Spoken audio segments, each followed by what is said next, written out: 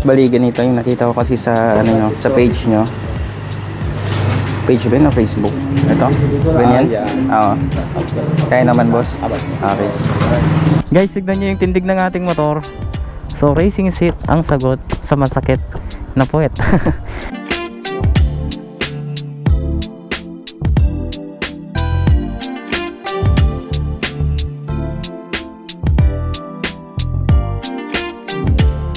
Oops, teka, bago ka magpatuloy sa aking video, huwag kalimutang mag-like, comment, subscribe.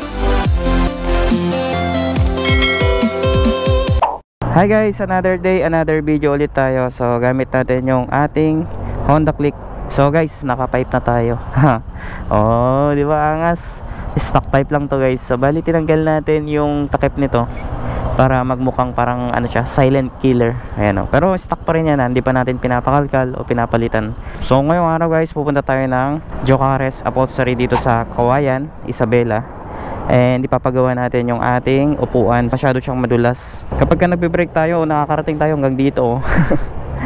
So ngayon, pupunta tayo doon para pagawa natin ng racing seat. So from stock seat to racing seat. So titignan natin yung transformation ng ating upuan. Alright? So bali check natin kay Google kung ilang kilometers from Gamu to Jocares Upholstery. Okay, so 22 kilometer sa location natin ngayon. And ito yung kanilang shop. Samahan nyo ako sa video na to at ipapakita ko sa inyo yung gagawin nila sa ating stock seat. So yung oras natin ngayon ay 7:16. So dapat mga 7:45 nandun na tayo. Alright, let's go!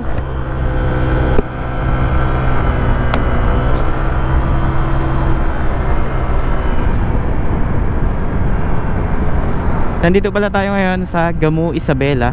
And kung familiar kayo dito sa dinadaanan natin, dito yung kampo ng mga sundalo. Ayan o.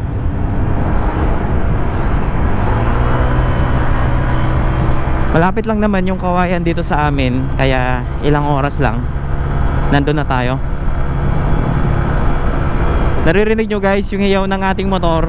Ayan o. So ulit pa rin kahit ano, stock pipe yung gamit natin.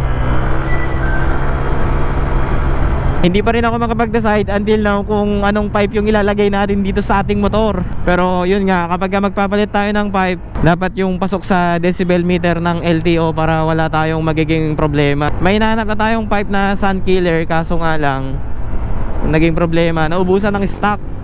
Eh yung ibang shop na pagkukuhanan natin, mahal yung presyo. Eh syempre kapag ganon, titingin ako ng ibang magandang brand na silent killer. Isa din sa pinagpipilian natin yung Judd Racing na silent killer, or maybe V8 or Evo na Judd Racing. Pero yung mga ibang user kasi ng Judd, sinasabi nila doon kapag yung rat look ang bibiliin mo, nangangalawang. Kaya naghahanap ako ngayon ng Judd Racing na color black para mabagay pa rin dito sa motor natin. Kasi kapag yung rat look ang kukunin natin, medyo mainit-init yung mga mata ng mga enforcer doon. Kaya dapat same as stock lang na color yung ilalagay natin, di ba? So nandito na tayo sa Jocares Upholstery. Okay, so dito tayo magpapagawa ng ating racing seat. Bossing, magpapagawa sana ako ng racing seat.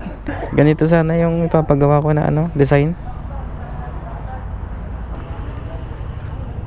Boss, may pagpipilian ba ng ano, ganito? Eh, isa lang yun. Sige, sige. Okay guys, so dito inuumpisa na nila yung proseso kung paano gawin ang racing seat. So bali dito, tinatanggal muna nila yung stock na cover ng ating upuan. So mano-mano yung pagtanggal nila dito guys. And makikita naman natin na bagong-bago yung ating upuan. Bali ganito yung nakita ko kasi sa ano nyo, sa page nyo. Page ba na Facebook? Ito? Ganyan? Oo. Kaya naman boss? Okay. Okay lang habang gumagawa ka, binibideo kita.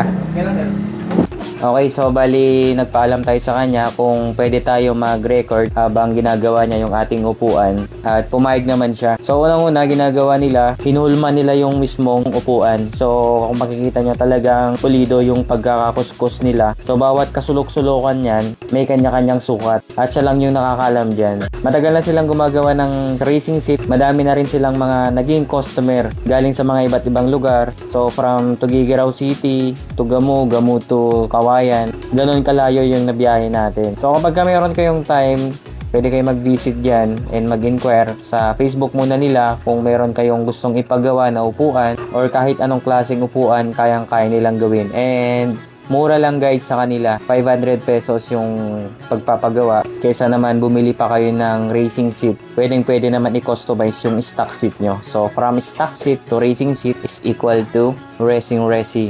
Guys, kapag nagbabalak kayong magpagawa pala ng upuan, make sure lang na agahan yung pumunta. Kasi nagbiyahe tayo 7:16. So almost 25 minutes yung biyahe natin. Nakarating tayo sa Kawayan City, 7:45 na. So nag-inquire kasi tayo sa Facebook nila and ang sabi nila mag-open sila around 8 o'clock AM. So dapat agahan nyo na lang guys kasi madaming pila.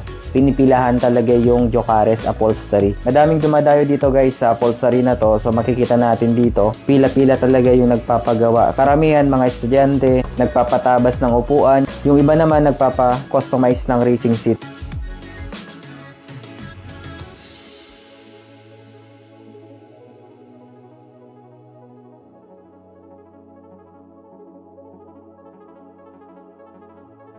Okay, so dito natin makikita yung transformation ng ating upuan. So unti-unti nilang tinatapalan ng special na foam. So bali yung foam pala na nilalagay nila dyan ay good as stock yan na foam. So hindi siya mabilis mag-deform. At kung makikita nyo, per layer yan. So naglalagay sila ng pandikit, then pinapainitan nila ng heat gun, then pinapatungan nila ng special na foam. So hindi naman nila sinabi kung saan sila bumibili ng ganyan. Kaya kung gusto nyo talagang may dating yung inyong mga upuan, try nyo magpa-racing seat. Okay, so para makapag-concentrate kayo sa panonood, eto, ipapakita ko sa inyo yung kanilang gagawin sa ating upuan. Alright?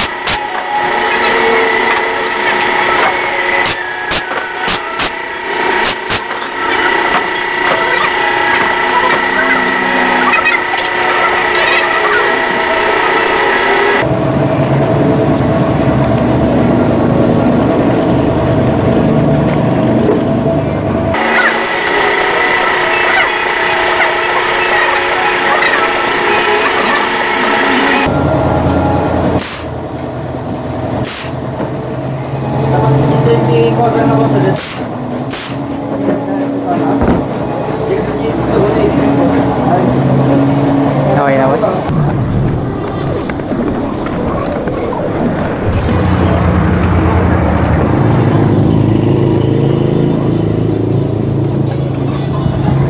Meron na. Thank you. Boss, okay. Boss. Balik na lang ako pagka ano, no? Sige, thank you. Thank you, boss. Thank you, boss.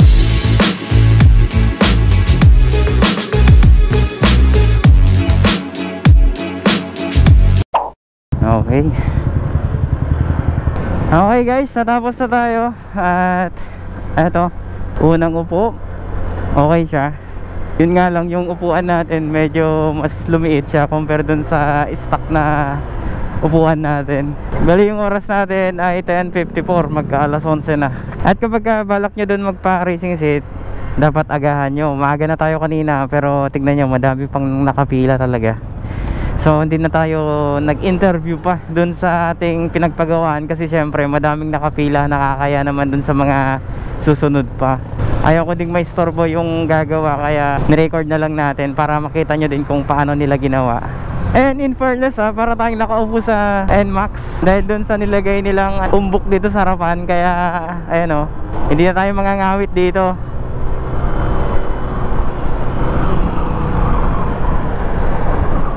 Ayan sarap sa pakiramdam. Ganito pala yung pakiramdam ng nakaupo ka sa racing seat. Grabe.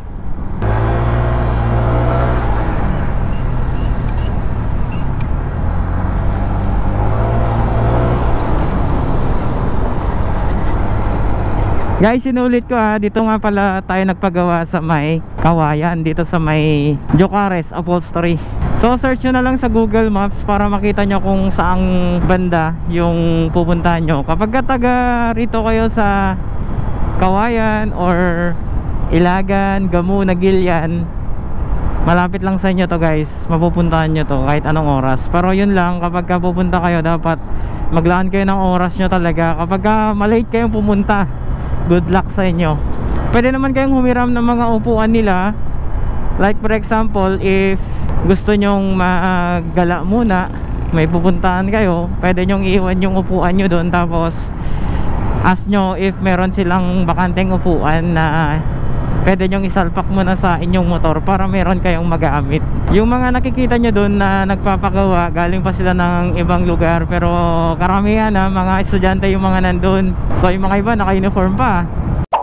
Guys, tignan nyo yung tindig ng ating motor. So racing seat ang sagot sa masakit na puwet. Ito oh, ganda. So ganito yung likod niya guys oh. Oh, 'di ba? Ang ganda, napakapulido. Malinis yung gawa nila kasi tignan nyo, ultimo lukot, walang lukot to. Ayan oh.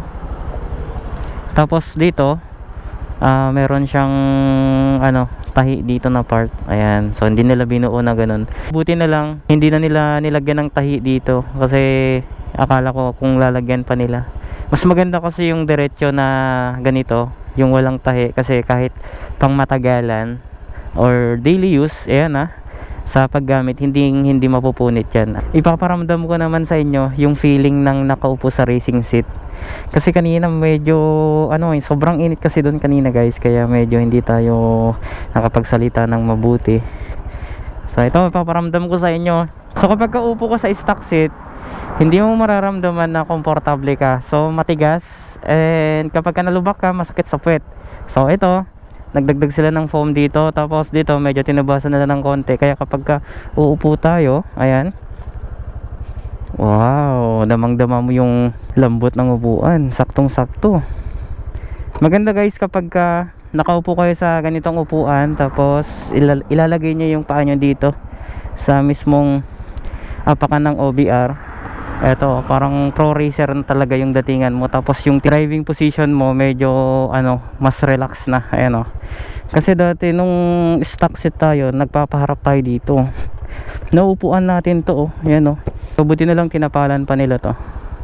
And sana kapag ka nagtagal hindi siya lalambot. Ganun pa rin. So ayan guys, yung natin, kasi pinabala ko talaga na nagbabala kasi talaga ako na bibili ng racing seat natin, pero napakamahal, almost 3,000 yung nakita natin. At eto, para mas makamura tayo, doon na tayo nagpagawa sa Jocares Upholstery. Ayan, quality yung gawa nila. Kaya kung gusto nyo pumunta doon, sa Kawayan yun guys. So nandito tayo ngayon sa Gibong. So nag-stop over tayo dito para ipakita ko sa inyo yung ating upuan. Sa mga nadaanan kasi natin kanina, wala akong nakitang magandang pwesto, kaya dito na lang tayo magpwesto. Ay, ibang klase talaga. Ang sarap upuan ng racing seat guys. Ang sarap umupo sa ganito.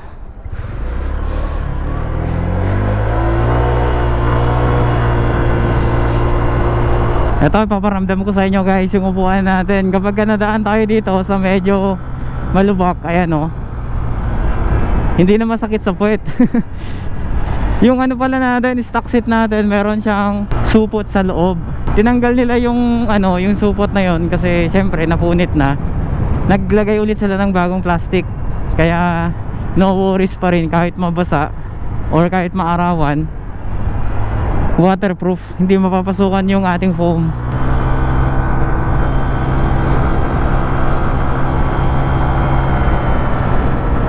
So yun lamang guys, sana nag-enjoy kayo sa video natin. At patuloy pa rin naman tayo mag-upgrade dito sa ating click. So step by step lang, mahirap kapag isahan kasi syempre yung budget natin, hindi naman instant na nagkakaroon tayo ng pera, di ba? Kaya paunti-unti lang. Titignan natin kung ano yung susunod nating upgrade dito sa ating motor. Alright? God bless and ride safe guys.